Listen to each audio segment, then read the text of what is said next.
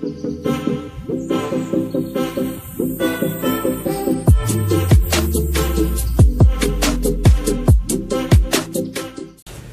guys, quick chat before we kick things off. This one I really enjoyed putting together. You know I'm all about providing unique insights in rugby, and with Sam from Scrum Strong, we did exactly that today. Him and I go into a very detailed level of analysis to demystify the dark arts that is the Scrum. So if you enjoyed this show, make sure you hit like, subscribe, and get involved in the conversation as well, guys. Very interactive channel here. So I love to bounce off feedback. I will be responding to your comments. And then once you've done that, go and like the Instagram page of Scrum Strong, guys. Detailed analysis over there. You're really going to enjoy the content. That's it from me. Enjoy the show. Kia ora, everyone. My name's Zach. I love rugby. Welcome back to Haka Time Rugby. Now we have a special guest today from the Scrum Strong team, Sam Needs. Welcome on board, man. Thanks, Zach. Thanks for having me. Looking forward to chatting about Scrum. Really appreciate it. We've been talking on this channel for some time around getting some technical expertise in, so we can really dissect and analyze these scrums. So, and once I stumbled upon your Instagram page, man, I thought no one better to do exactly that analysis. So thanks so much for joining. No, thank you. Thanks for your kind words. So what we'll do is we'll go through each, just in terms of context, we'll go through each of the scrums, and I'll play the footage so that we have a reference point to talk through. But I just want to start by setting some context around the scrums and how important they are. On this channel, we sort of focus on the platform being a significant part of the game. So obviously, set piece from scrum to line out, as well as the breakdown, all of which builds, a really critical platform that dominant teams can build off of. And I think in this game, the scrum in particular was a crucial weapon. I think, we were having a discussion earlier, and obviously 12 points scored from scrums in particular. It just shows how critical it is in a World Cup final. Yeah, it was massive. And I think they knew they had the kicker to kind of like kick 3 points from anywhere on the field, and they played that very smartly. Yeah. So let's pretty much get into it. So what I'll do, and for those that want to follow along, I will put the link to this video into the description. But thank you to Yoey91 for putting this together, because it shows all of the scrums in very good clarity. So for us, it's easy just to walk through and analyze directly. So what we'll do is we'll kick this off. We'll go through the scrum in particular, and we'll just go scrum by scrum by scrum. Perfect. So on this one, first thing I think we'll touch on, top left of the screen here. So obviously Cole coming on from Sinclair very, very early in the game. And, that's a massive impact to a team's game plan and, to psychology. I know Cole in particular would not be expecting to play 77 minutes. Yeah, so that's a very significant impact there.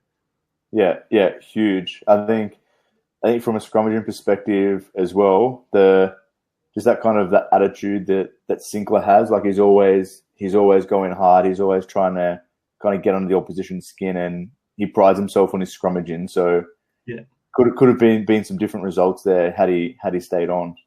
Yeah, and one of the things in particular, the game plan's out the window now for England in terms of the rotation and what they had. So they're really having to adapt on the fly.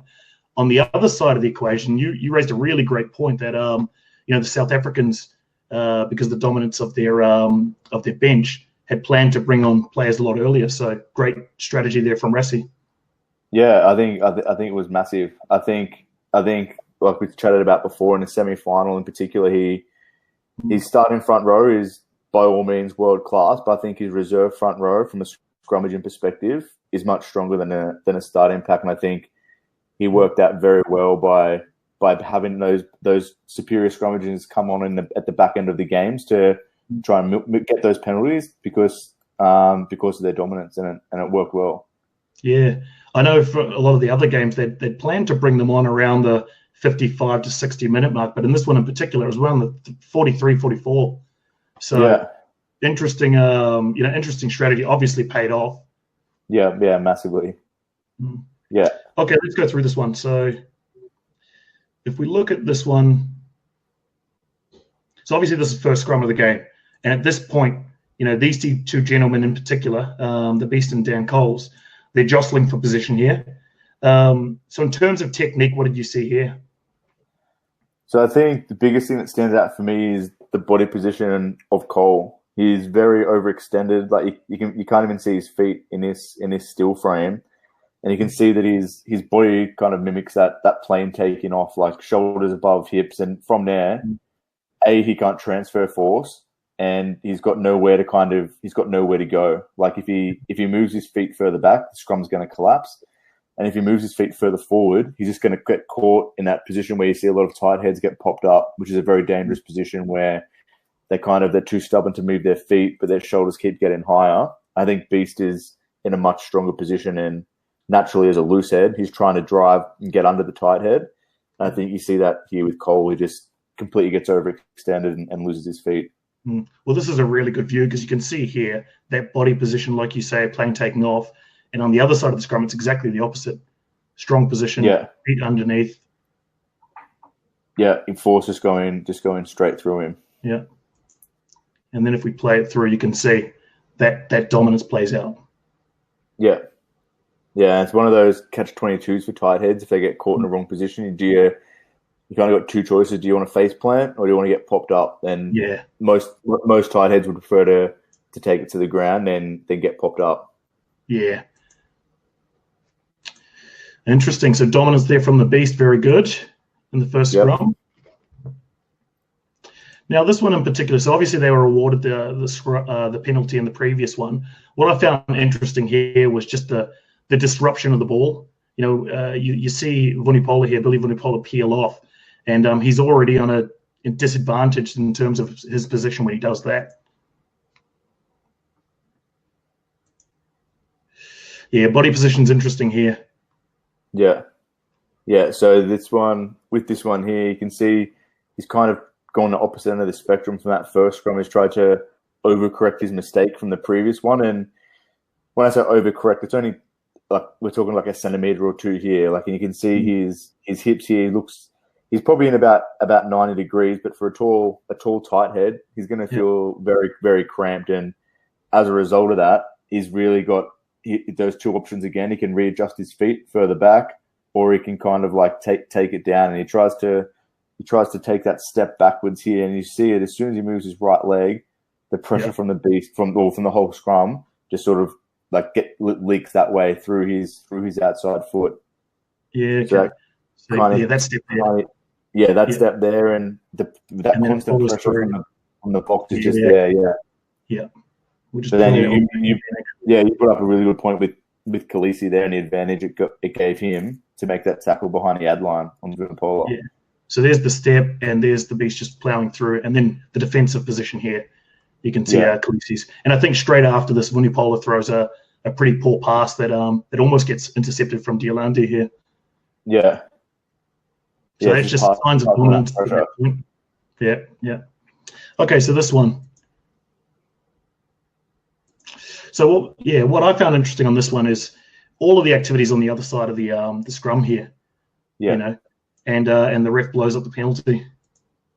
Yeah, I think that's just a case of the referee rewarding dominance early, which is it's very early. It's kind of like the third scrum to be rewarding a dominant pack. But to be fair, I think this scrum probably should have been reset. I think it was too unstable at the very beginning, and not too sure what's happened on that far side. But rarely do you see refs kind of call that penalty straight away from the engagement. Normally they wait until the ball's kind of coming in for an infringement to happen. But I think in a big game that probably should have been a reset. But that early dominance got to the ref.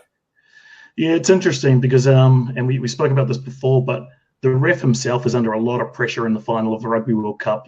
Under pressure to get the right ball, under pressure to ensure that the game is free flowing and that the ref is not a talking point. So I wonder how much of the psychology of being in a World Cup final really played into this decision in particular. Yeah, massively. Well, he's a braver man than me, mate. I don't know. Yeah, he's under the microscope more than any of these front rowers. Yeah. You can even see here, you can see Dan Cole's looking a bit bewildered by the call from the ref, Yeah, he's kind of like normally 9 times out of 10 when that happens, if a scrum collapses right off the get-go, it's just a reset. Like like very rarely do you see that penalty, and I think it's rightly so that he's looking a little bit confused. Yeah, okay. All right, on to the next one.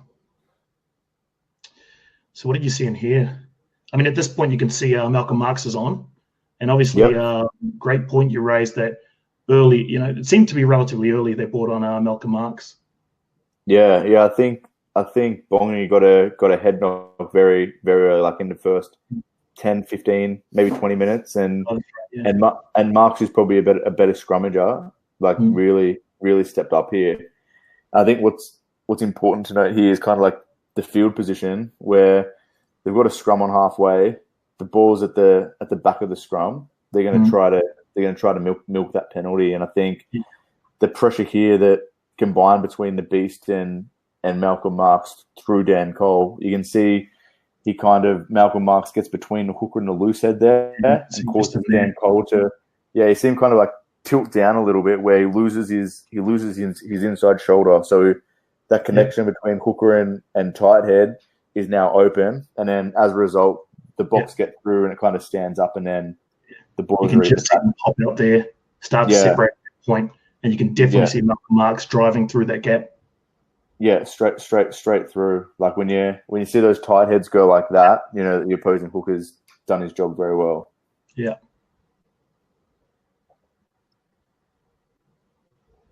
Oh, sorry, it was 22, yeah. Yeah. Well, the other key point on that one, as you mentioned, you can see the ball controlled here at the back. So it's a deliberate ploy, not only to to milk the penalty, but also, you're in great field position on 22. You've got the ball controlled in the back. It's all good news. Yeah. And that's what I think. That's what a lot of teams kind of sometimes struggle. They try to get that drive on before they've even won the ball at the back. And South Africa did that well. They waited. They kind of kept it in enough so that the ref didn't say use it, and then they kind of got rewarded. Yeah, good work from Dwayne Vermeulen there. Very good control. Yep. Yeah, very good control. Yep. Okay, on this one. So on this one, sorry, you go. No, go ahead. Yeah, and on this one here, I think it's a little bit of mind games starting to come in now between the Beast and Dan Cole in particular. But there's a couple of things to notice. Firstly, is you can see the Beast do a kind of a tiny little dip, like he's not collapsing it, but he kind of drops his shoulder height, and as soon as he drops that, Dan Cole kind of tries to overcompensate from going down and kind of like bounces back up because he doesn't want to keep driving it down because he's already under the pump for the previous scrummaging. So he tries to come up a little bit, and he gives him a little bit too much room. But at the same time, the whole South African scrum looks like they get a kind of coordinated like sink and then disruption of a drive. They kind of sink and they try to disrupt the kind of contact points between the front row, and it works very well. They kind of, if you play the clip, you can see they get like a little bit of a dip, if you watch the clock as well. Yeah. And you can see, and that's all it needs. You just need that tiny little leakage of pressure through them going up a little bit, and you can keep that weight going on. Yeah. But like we mentioned before, like you can't see exactly what's going on the far side in particular. So like a lot of it is hard to see if there's infringements on that far side. Well, what's interesting when you see the dip, it's like you say, there's almost a coordinated dip, but then push that comes in behind it. Yeah. So that point of access has been disrupted, and then the push just completely throws it off. Yeah, exactly. And there's the push that comes through. And straight through. It was very, very well coordinated. Yeah. And then into the second half. So at this point in time, I think we've got a replacement front row on the Springbok side. Yeah, Kitsoff and Vincent Cocker on. Yeah, that's right. And still the same England front row.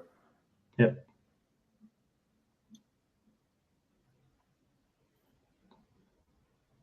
Yeah, interesting. So at this point on this side, you've got Vincent Koch and Vunipola, Marco Vunipola there. Yeah, so you got a fresh tight head against a 45-minute into the game loose head. I think and Vincent Cox is a very, very good scrummager. I think if you're being picky, you'll probably get penalised for binding onto the arm there. It's kind of right in front of the referee, and it was one of those ones where the ref began with rewarding that dominance, kind of not seeing it as having any real impact on the scrum. It's not necessarily dangerous in this position. Not trying to make excuses, but I think that could have been pulled up. But you notice how the weight gets sent from the South African loose head side across to the tight head. They kind of shear from left to right, putting enormous pressure on the English loose head, and as a result, they go that forward and right. Yeah, we'll play that back just from that point. So yeah, you can see that push comes up. Vunipola just kind of struggles to stay in front of him. Yeah, he's also looking for. It looks like he loses hand here and is looking for somewhere to bind. Yeah, that pressure's just coming straight through and across to him. Yeah. Okay, so on this one, ultimately looks like a good contest until the point that it pops up there. And what's interesting on this one is you see Billy Vunipola is, he's wondering what happened. Obviously, dominant English scrum there, and penalty the other way.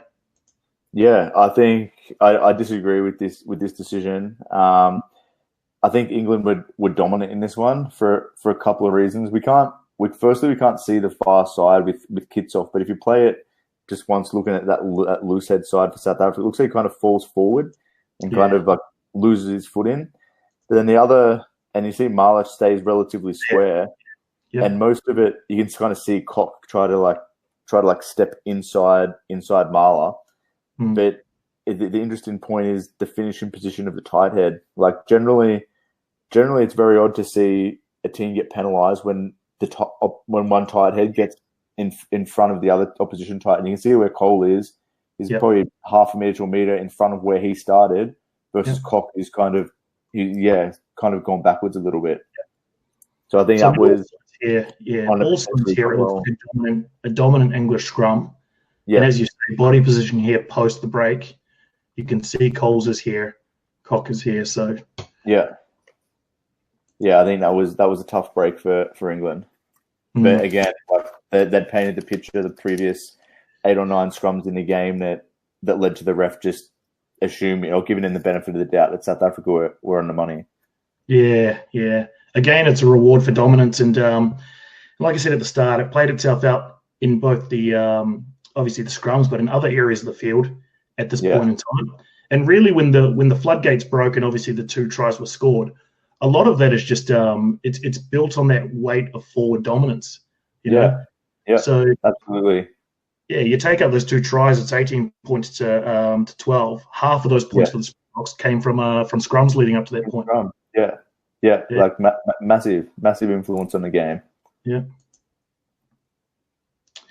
And then Billy Vunipola rightfully, questioning that decision. Yeah, 100%. Even Paul Marler, he knows he's doing good work over there. Yeah, because he did very well when he came on. That was a head scratcher, that one. Yeah. And then England get one back. Yeah.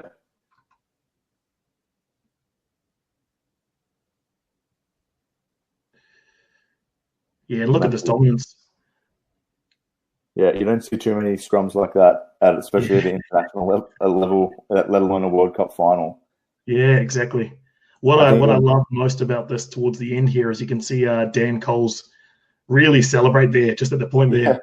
And he had a really tough night in the office, so good for him to get one back. Yeah, it's good to finish on that note. I think there's not too much to kind of analyze on that one because you can't see too much on the far side, but it looks like England, they try to counteract South Africa trying to get that inside shoulder, so they kind of look to send the weight from Dan Cole's side across to their loose head, so going from right to left. And then if you pause it back to right just before the momentum starts to happen for England, you can see the back row from South Africa already off. Like you've got Khaleesi off, you've got Steph off, and you got Vermeulen off first, and all 8 England forwards are on. Like, it's 8 versus 5, and I think that's why it gets exaggerated a little bit there, where they push them kind of 15 meters or so. But massive good way for them to finish off the scrum. Yeah, definitely. Like good for them to get one back. Yeah, absolutely. Awesome. So overall, it looks like, I mean, certainly, South Africa seemed to have a pretty well coordinated scrum. They seem to be scrumming really, really well as a unit, and even some of the individuals were getting on top there. And then what we saw was rewards for dominance. Yeah, 100%. Yeah, they painted that picture very early on, and yes, got 9 points for them in the end, which was huge. I also think that psychology of the ref being forced into big decisions in a World Cup final, Yeah, really couldn't even imagine like we're just analysing the scrum now and pinpointing that, but all the other areas that he had to focus on for the scrutiny, because there's some rare people out there who hate scrums for some reason. Don't know why, but most of the rugby population wants that free-flowing game, and I think he balanced that quite well. Like, he didn't. Yet some refs are just reset after reset after reset, which is good for people who love scrums, but not good for people who want to watch tries getting scored. But at the end of the day, like, you do what you got to do to win the World Cup, and I think they use that weapon very well. Yeah, I mean, you can go through it. Obviously, we've gone through the analysis, but you also look at the tactics of bringing on, a dominant replacement pack at the 43-minute mark, 44-minute mark. Yeah. It's just both strategically. Obviously, as part of the scrums themselves, just really, really good work from South Africa. Yeah, massively. And as like a forward pack, or particularly a front row, if you know that there's like a dominant kind of reserve pack coming on, like, there's just no break. And I think psychologically that got on top of England a little bit, especially knowing that Cole, like, as good a scrummager as he is, that fatigue of him not being used to playing 80 minutes. At that such a high level, played a massive impact. Like, as soon as you get fatigued, your technique's the first thing that goes out the door, and those kind of bad habits start to come back in. Yeah. Outside of England, which other teams were you impressed with their? Outside of South Africa, which other teams were you impressed with their scrums during the World Cup? To be honest, I thought England had a pretty strong scrum as well, but leading into that game. I think South Africa had the better pack, but England scrummaged pretty well. And the All Blacks have always got a dominant scrum, but I think in terms of just dominance, like the Georgians again, they just love it. Like, it's a real kind of like Argentina used to be back in the 90s and early 2000s, where it was just scrum, and if you lose the game but win the scrum, it doesn't really, you're still celebrating. So I think Georgia was very good as well. Yeah, interesting you say England, because you wonder how much they were impacted by both. Obviously the semi-final took a massive amount out of them. They put a lot of effort into the result. You wonder how much of it was recovering from that result, preparation during the week, and then facing a very, very motivated South Africa. Yeah, and like we touched on earlier, that loss of Sinclair early on would have. Not saying it would have won England the game, but I don't think South Africa would have got that early dominance that they did had Sinclair been on. Yep, I'd agree with that. Awesome. So we've solved the puzzle. Everyone's been asking how the Springboks were so dominant. There it is. I think both technique and just working as a pack. Like, it's a bit of a cliche saying, but like, that 8-man or 16 feet working instead of kind of like the individual going 2 feet on his own is always going to come up trumps. And I think they did that very well. The tactics and the technique was spot on. Yeah, awesome. Okay, we'll leave it there, Sam. I really appreciate you joining again. Really appreciate it. It was they call the scrum the dark arts, but I've always really, really enjoyed the scrums, and I love the little intricacies in the battle in the forwards there. So glad you can join us to really break it down. Do you want to shout out your Instagram page and obviously the Scrum Strong team? Yeah, so Instagram is scrum.strong. Yeah, we're pretty much just on Instagram. We've got on Facebook, but most of our stuff's on Instagram. But yeah, just wanted to thank you Zach for having us on your YouTube channel. Yeah, awesome to be a part of it. Looking forward to potentially doing some more Scrum analysis in the future. For sure, you'll be first on the list for sure. I appreciate it. Link to the Instagram page will be in the description, guys. Please go and check them out if you're really interested in the detailed analysis around the scrums. I've also seen you've got some great training programs there as well, Sam. So go and